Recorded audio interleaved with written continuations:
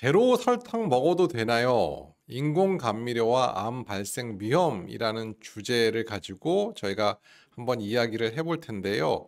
제로 설탕이라고 저희가 말씀을 드렸지만 사실 요즘 이슈가 되고 있는 거는 아스파탐이라는 인공 감미료죠. 그래서 그 아스파탐의 유래와 그러면 과연 설탕은 얼마나 드셔도 되는지 이런 것들에 대해서 한번 이야기해 보도록 하겠습니다. 자, 인공 감미료 어떻게 사용하게 됐는지 그 배경이 있는데 WHO 세계보건기구라고 알려져 있죠. 당류는 천연담과 첨가당으로 나눌 수 있는데 일단 하루 섭취하는 열량의 10%를 넘지 말도록 권고를 하고 있습니다. 예를 들어서 제가 2000칼로리 정도를 하루에 섭취를 해야 된다면 10%면 200칼로리죠. 그래서 당류, 천연당, 첨가당을 200칼로리 이상 드시는 것은 좋지 않다라는 그런 이야기를 하고 있는 거죠. 그래서 한국보건복지부에서도 하루 섭취 열량의 10에서 20% 이내, 특히 첨가당, 천연당이 아닌 첨가당은 10% 이내로 드시도록 권고를 하고 있습니다. 밑에 이렇게 표가 있는데 탄수화물은 복합 탄수화물과 단순 탄수화물로 나눌 수가 있어요. 근데 문제가 되는 거는 단순 탄수화물입니다.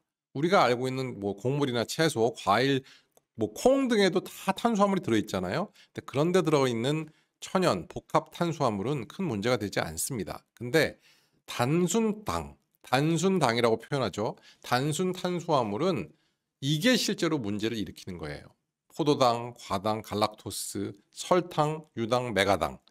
뭐 쉽게 얘기해서 그냥 설탕, 초콜릿 이런 것들이죠. 이런 것들은 실제로 단순당의 형태로 이루어져 있고 이런 것들을 200칼로리 이상, 뭐 적게는 150칼로리 이상 드시지 말라고 되어 있습니다. 근데 여러분들 이렇게 보시면 무슨 다이어트 바나 혹은 뭐 여러 가지 설탕 같은 것들이 정말 150칼로리 금방 하나 다이어트 바 하나도 100칼로리, 150칼로리 하거든요. 정말 많은 양의 단순당들이 그 안에도 들어있기 때문에 여러분들 초콜릿 바 하나 드시는 걸로 하루 권장량을 이미 넘고 있다라는 거죠. 아까 어떤 분이 30개의 사탕을 드셨다고 하는데 이러면 안 돼요. 이러면 진짜 안 됩니다. 예. 그래서 탄수화물 특히 단순당은 섭취를 제한해야 되는데 그게 하루에 10% 이하로 제한하셔라라는 말씀을 드리고 싶어요. 인공 감미료는 사실 여러 가지 문제를 갖고 있죠. 과도하게 섭취하면 야, 너 이빨 썩는다. 사탕 그만 먹어라. 이 얘기 어렸을 때부터 들었잖아요, 우리. 이빨 썩죠. 치아가 부식되고 또 체중이 늘어나서 비만해집니다. 사실 이런 단순 당 자체가 우리 몸의 뭐 DNA를 공격해서 암이 발생한다기보다는 사실 그 2차적인 것으로 비만해지고 그 비만과 관련된 여러 가지 만성 질환, 심혈 관계의 질환이라든지 비만과 관련된 암, 대표적인 암이 유방암이죠. 유방암, 또 대장암, 또 콩팥암, 또 담나감 이런 여러 가지 종류의 암들이 발생하게 되는 거죠. 그래서 단순당 그 자체의 문제라기보다는 단순당으로부터 2차적으로 발생하는 비만으로 여러 가지 호르몬 레벨의 변화에 따라서 발생하게 된다는 것이죠. 대표적인 게 유방암일 수 있다는 것입니다. 그래서 저희 유방암 환우분들, 우리 희망이 여러분들이 이 당에 대해서 잘 아셔야 된다는 거죠. 한국인의 담류 섭취는 2019년하고 2021년을 비교해 볼 때 2년 동안 그 양이 조금 줄었어요. 아마도 옛날에는 라떼나 혹은 카푸치노 같은 것들을 선호했던 반면 혹은 다방 커피 이런 거 드셨던 반면에 최근에는 많은 분들이 아메리카노, 뜨아나 혹은 아를 많이 드시잖아요. 그래서 이 블랙 커피를 많이 드시게 됐기 때문에 좀 단순당의 섭취량이 줄어들었다라고 이해할 수 있고요. 또 요즘에는 또 제로 음료들이 많이 나오고 있잖아요. 칼로리가 거의 0에 가까운 그런 음료들, 제로 콜라, 뭐 제로 사이다, 뭐 심지어 뭐 제로가 여기저기 뭐 엄청나게 많은데 이런 것들을 많은 사람들이 즐겨 먹게 되면서 실제로의 첨가당, 단순당의 섭취량이 많이 줄어들고 있다라고 보고를 하고 있습니다. 하지만 우리나라의 총 열량에서 총 당류의 비율이 13% 정도 되는데요. 실제로 보면 첨가당이 거의 40%를 육박합니다. 그래서 첨가당을 우리나라 사람들이 아직도 많이 먹고 있다라는 것이고요. 그 양은 줄이면 줄일수록 사실 더 건강해질 수 있다라는 것이 결론인데요. 인공 감미료의 종류가 여러 가지가 있어요. 가장 잘 알려져 있는 것이 아스파탐, 아세설팜, 수크랄로스, 사카린, 또 요즘 유행하는 스테비아 등등 굉장히 많은 종류의 그 인공 감미료가 있고 그 인공 감미료는 실제로 설탕의 단맛의 200에서 600배까지 답니다. 이게 인공 감미료가 그러면 과연 0칼로리냐? 그렇지는 않다는 것이고요. 최근에 WHO에서 아스파탐이 발암 가능 물질, 발암 물질이라는 것이 아니고요. 발암 물질일 가능성이 있다라는 것으로 분류했다라는 것이 최근에 뉴스에 나오면서 여러분들의 귀를 쫑긋하게 하고 있고, 실제로 유방암과 과연 아스파탐도 관련이 있을까라는 오늘과 같은 강의를 만들어내게 했죠. 그럼 아스파탐은 무엇이냐? 이렇게 하얀색 가루인데 사실 아스파탐은 미국의 화학자가 위궤양 치료제를 개발하기 위해서 여러 가지 물질들을 합성하던 중에 엄청나게 단맛의 결정체를 우연히 발견한 거예요. 약간 3M 같은 거예요. 그죠? 이걸 만들려고 만든 것은 아닌데 아스파탐을 엄청나게 단 화학 구조를 가진 이런 화학 구조를 가진 물질을 발견을 해서 이게 이제 설탕 대용으로 쓰이게 된 거죠. 왜냐하면 조금만 넣어도 다니까 칼로리가 당연히 떨어질 수밖에 없겠죠. 그래서 대단한 발견을 했고 1974년도 FDA에서 허가를 하면서 많이 쓰이게 됐고 한국에서는 1980년대에 처음으로 상용화를 했다고 합니다. 그래서 이 아스파탐이 정말 많이 쓸리는데 진짜 제로냐? 제로 아니죠. 아스파탐은 1g에 4칼로리, 설탕은 1g에 4칼로리. 똑같네?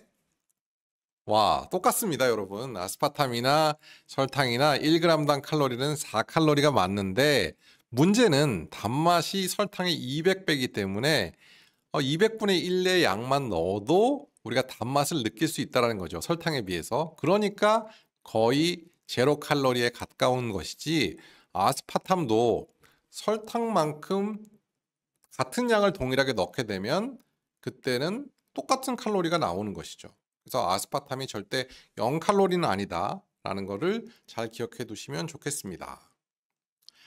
아스파탐 1일 최고 권고의 섭취량은 킬로그램당 40mg입니다.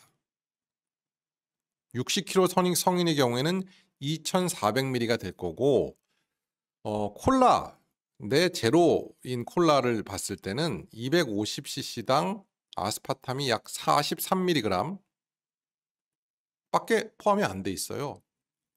그러니까 제로 콜라 55개, 60개 정도 먹어야 1일 섭취량에 근접하는 것이기 때문에 사실 아스파탐을 많이 먹어서 아스파탐 때문에 권장량을 넘겨서 먹었기 때문에 우리의 건강이 망가지는 일은 사실 별로 없다고 봐야 되겠죠. 여기 제로 콜라라고 써 있는데 사실 또 이런 기사도 있더라고요. 아스파탐이 코카콜라에 있는 제로 콜라에는 들어가 있지 않다고 해요. 펩시콜라에는 아스파탐이 들어가고 있어서 최근에는 아스파탐이 펩시콜라, 코카콜라가 때 아닌 또 특수를 누리고 있다. 왜냐하면 아스파탐을 진작에 뺐기 때문에 코카콜라가 최근에는 더 많이 팔리고 있다. 또 이런 기사를 본 적이 있는데 어쨌든 여러분들 너무 많이 드시는 건 좋지가 않은데 어쨌든 우리가 권장량을 먹기 위해서는 콜라를 무려 60캔 정도를 드셔야 우리가 위험해질 수 있다는 것이니까 사실 최고 권장량에 근접하는 것은 쉬운 일은 아니다라고 이해를 하시면 되겠습니다. 여러분들 그럼 아스파탐이 발암물질 2B군에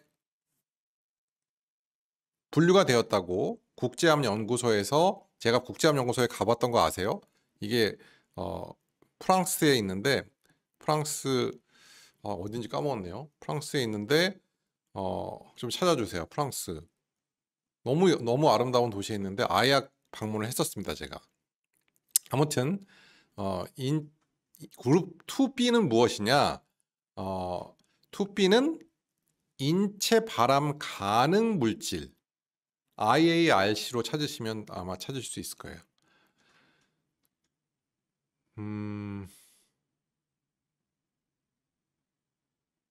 위치 프랑스 리옹. 맞습니다. 리옹. 프랑스 리옹에 있는데 제가 리옹 방문했습니다.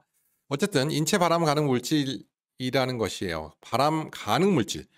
그러니까 이 2A는 추정 물질이고 그룹 1은 발암 물질이잖아요. 저희 담배, 가공육, 에탄올, 술 이런 것들이 그룹 1번인데 그룹 2B는 발암 물질일 가능성이 있다는 것이죠. 발암 물질이라는 뜻은 아니에요. 하지만 위험할 수 있기 때문에 좀 조심해야 된다라는 그런 의미라는 것이죠. 그래서 우리가 아스파탐의 섭취를 좀 조심해야 된다라고 이해를 하시면 되겠고 절대 먹으면 안 된다 그런 뜻은 아니라는 것이죠. 그래서 지금 나오는 연구가 아이아크라는 집단에서 여러분들 어떤 의미를 갖는지 이런 2B로 분류를 하게 된 그런 연구인데 이 연구를 잘 보시면 이게 프랑스에서 나온 연구고요.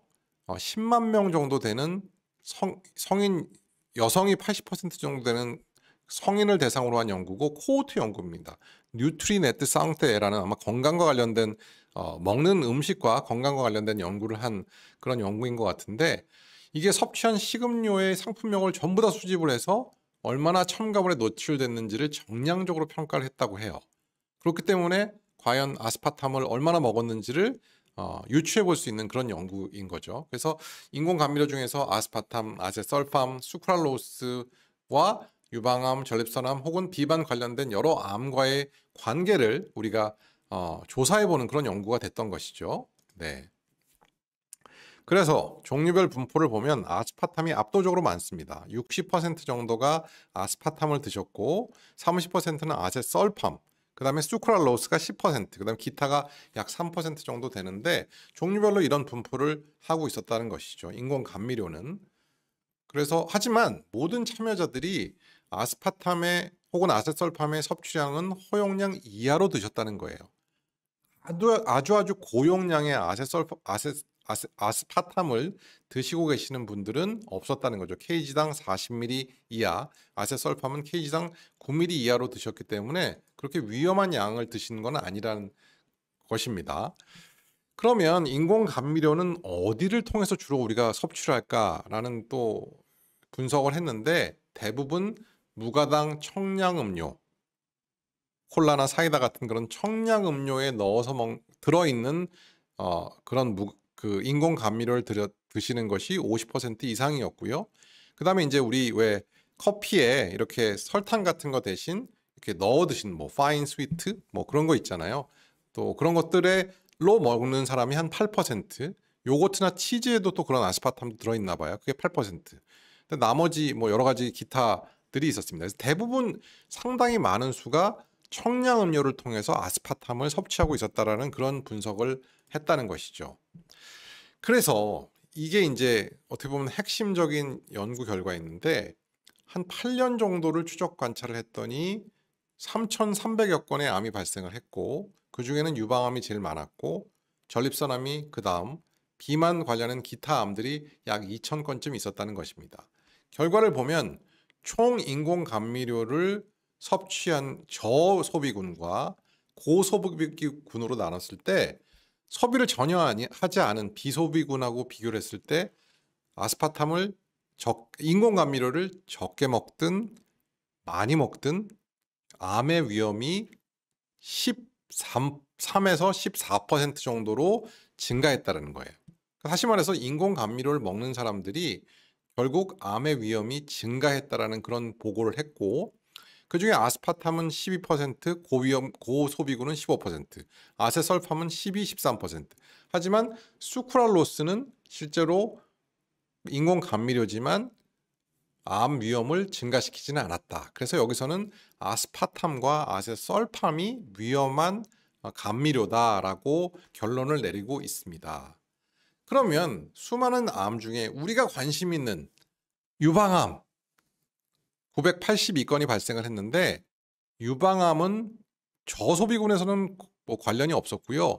고소비군에서 아스파탐만이 유방암의 위험을 22% 상승시켰다는 것이죠. 그렇기 때문에 특히 우리 유방암 환우분들께서는 굳이 아스파탐을 먹어야 할 이유가 없다라는 결론을 내리는 것이고요. 또 유방암에 걸릴 수 있는 젊은 여성, 또 어쨌든 여성들에게는 아스파탐이 위험할 수도 있다. 사실 이게 인과관계를 나타낸 것은 아니지만 이런 연구 결과가 역학적인 연구 결과가 있으니 아스파탐은 조금 조심해서 먹어야 되겠다. 특히 고용량의 아스파탐을 드시는 것은 조금 좋지 않겠다라는 그런 결론을 내고 있습니다. 또한 아스파탐은 비만 관련된 암도 증가를 시키고 있어요. 특히 고소비군에서 비만 관련된 암은 말씀드렸던 것처럼 신장암, 대장암, 또 담낭암 등 여러 종류의 암이 있는데 비만과 관련된 암의 위험이 유방암도 대표적인 암이죠. 그래서 그런 암들이 아스파탐의 경우에 특히 다른 감미료에 비해서 암의 발생 위험이 증가했다라고 보고를 했다는 것이죠.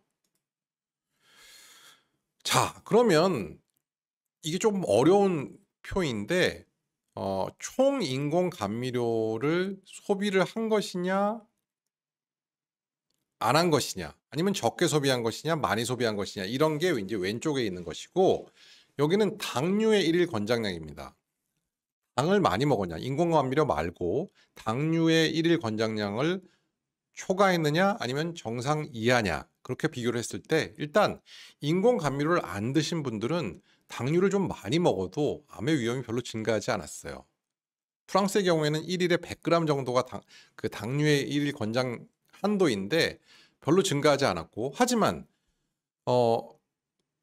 인공 감미료를 적게 드시고 계시는 분들 먹긴 먹는데 많이 먹지는 않지만 적게 드시고 계신 분들은 당류를 적게 드시든 많이 드시든 암의 위험이 15에서 23% 정도로 증가했다는 것이죠.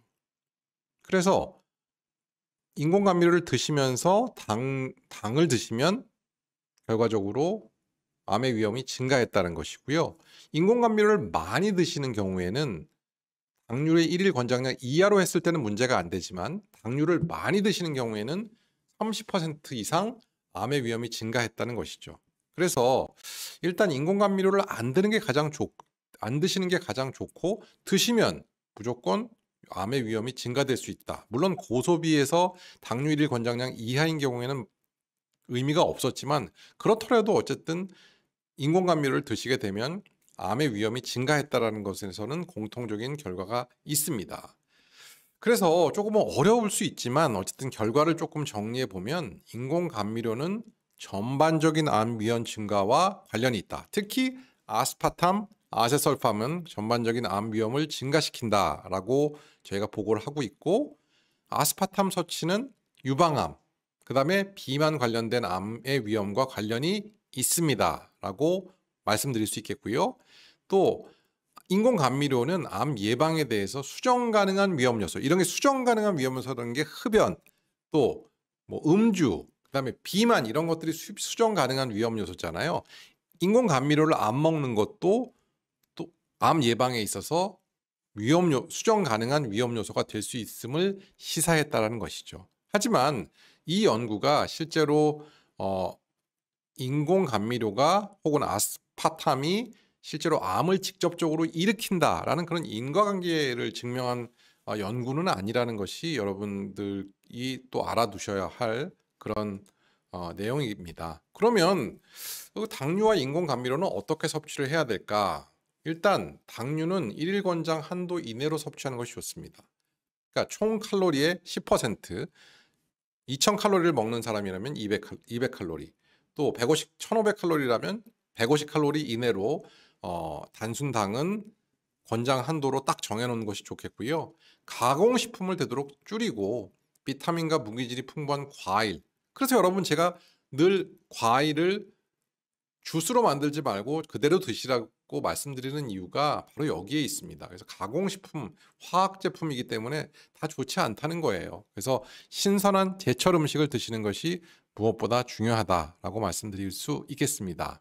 그리고 인공 감미료 중에서는 아스파탐, 특히 섭취를 주의해라라고 말씀을 드리고 싶고요. 안 드시는 것이 좋겠다라고 말씀을 드리겠습니다. 그러면 일상 속에서 여러분들에게 당류 줄이기를 위한 실천 요령이 식약처에서 이렇게 발표를 했어요. 참 부지런들 하세요. 그죠? 자, 일단 탄산음료를 반만 먹는다. 하지만 더 좋은 거는 물 또는 탄산수를 마신다. 이게 좋겠다는 것이고요. 커피를 마실 때는 설탕이나 시럽을 뺀다. 그냥 아메리카노로 드시라는 말씀이고, 음료를 마실 때 항상 식품 포장의 영양 정보를 보고 덜 단 제품을 드시라라고 말씀을 드리고 싶습니다. 그리고 간식은 떡이나 빵, 뭐 혹은 아이스크림 이런 거 대신은 신선한 과일을 드시는 것이 무엇보다 좋다. 너무 옳은 말이죠. 아, 식약처 정말 훌륭합니다. 제가 드리고 싶은 말 여기 다 있습니다, 여러분. 그래서 제발 여기에 맞춰서 드시면 좋겠다는 거고요.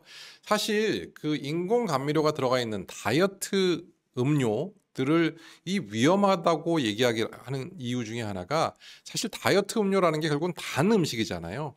다이어트 음료를 먹으면서 단 거에 익숙해지면 또 다른 단 거를 우리가 찾을 수밖에 없고 그렇게 단 거를 먹게 되면 결국은 비만으로 빠질 수밖에 없다라는 것이죠. 그래서 다이어트 음료 그 자체가 별로 위험이 없다 하더라도 단 맛에 자꾸 노출되는 것은 또 다른 단 것을 아까 사탕 30개 드셨다고 했잖아요. 아마 하나를 안 드셨으면 두 번째를 안 드셨을 거고 30개까지 안 가셨을 텐데 하나 먹게 되면 그 단맛에 노출이 되면 중독이 되고 결국은 계속 단맛을 찾아 헤매는 것과 마찬가지로 다이어트 음료들도 그 자체의 문제는 아니더라도 단 것에 자꾸 노출되게 되면 위험할 수 있다라는 그런 말씀을 드리면서 오늘 강의를 마치도록 하겠습니다.